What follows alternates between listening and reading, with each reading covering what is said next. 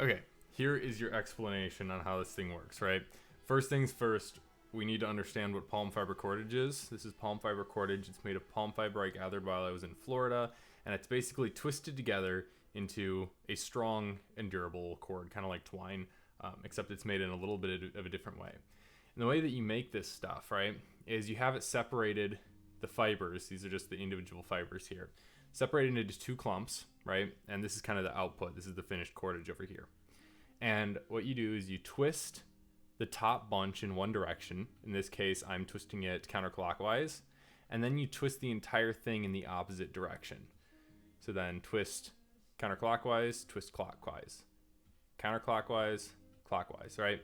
And you basically just repeat this motion over and over again. And eventually, after a very long time and a lot of pain, you end up with something that looks like, rope and cordage and can be used as such. So now that we have that out of the way, let me clip this back up so it doesn't come undone. Not that it should, because the counter twisting mechanism is what keeps it locked in. So this is our device, right? And you'll notice that there are 3 gears. 2 feed gears, meaning there's actually going to be fiber fed through these, and 1 collecting gear or base gear. I haven't quite settled on a name for it yet. And you'll notice that if I play through this animation, the feed gears are rotating counterclockwise, while the collector gear rotates opposite to them counterclockwise, right?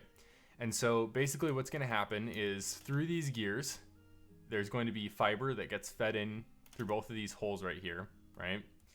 That fiber comes through out on the front in these little holes.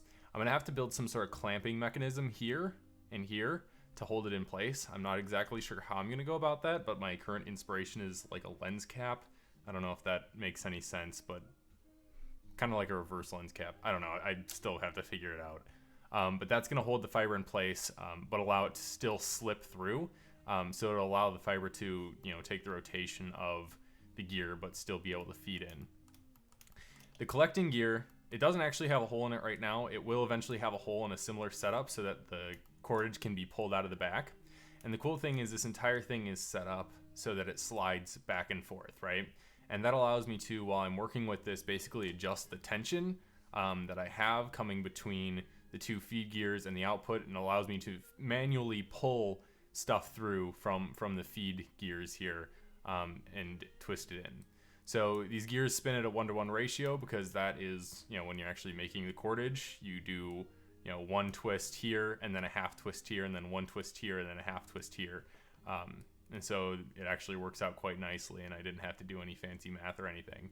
But yeah, that's the basics of how the actual gear system works. I have a lot hidden here though right now. Let's see if I can get this all set up. Where is this? Do I have stuff hidden? Why don't I see half my stuff?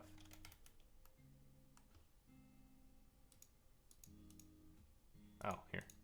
Okay, there you go. And so the whole thing is going to be driven by a drive motor right here. And this is the drive gear. And then I've got a potentiometer here so we can control the voltage going through the motor and hopefully monitor its speed. But it does have a gearbox on it right here that should step down the rotation quite a bit. It has a switch, and it's just powered via a regular 12-volt power supply. So it's nothing really fancy, but it's really cool, and it was fun to make. And I'm hoping it works, but I have no idea if it will.